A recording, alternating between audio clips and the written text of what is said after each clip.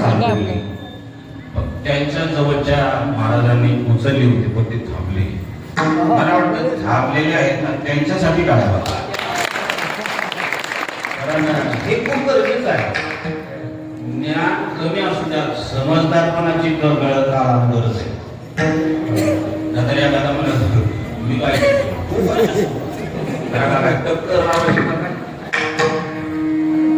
दोघांचंही कौतुक आहे. आता याच्यानंतर होणार प्रमाण त्यांच्याशिवाय कुणी म्हणायचं नाही. साधना पूर्ण होत नाही. मी प्रमाण सांगतो तुम्हाला. नाना साधनाच्या केल्या खटपटा परित्या याच्याने नपावती दारवंटा. किती प्रयत्न करा यश येत नाही. आता हल्ली काय झाले, युट्यूब वरती पाहून भाजी करायला सुरुवात झाली आहे. काय गॅस किती वेळ वाढवावा हे युट्यूब मध्ये लिहिलेलं. तसं लोकांचं ऐकून ते आपलं आहे असं समजून माणसं परमात्मा करू लागली. लोक ही सामान्य नव्हती, मग अधिकारी होती, इंजिनियर, प्राचार्य, डॉक्टर, वकील, अशी मोठी मोठी लोक. आणि आता हा जुना काळ आहे की नाव असं ते पूर्ण हलवतो, म्हणजे नाव चालू करतो. आणि मग नाव चांगले 2-4 किलोमीटर पाण्यात गेली समुद्रात.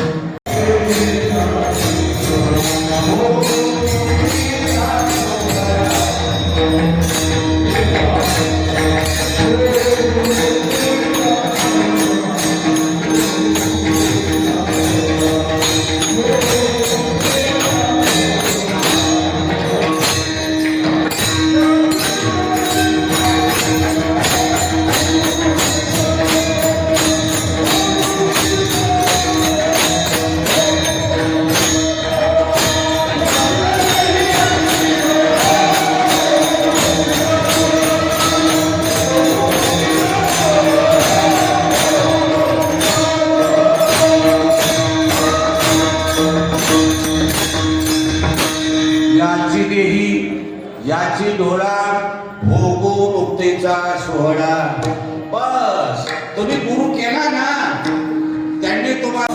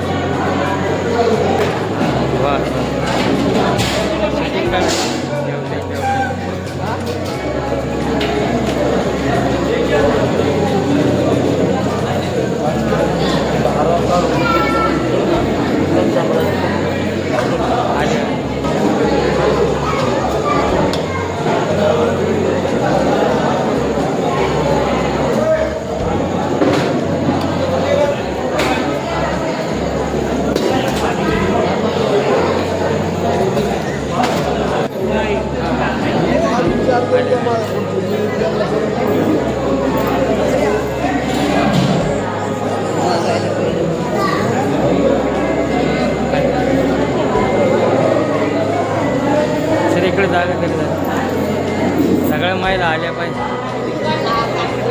शूटिंग नाही.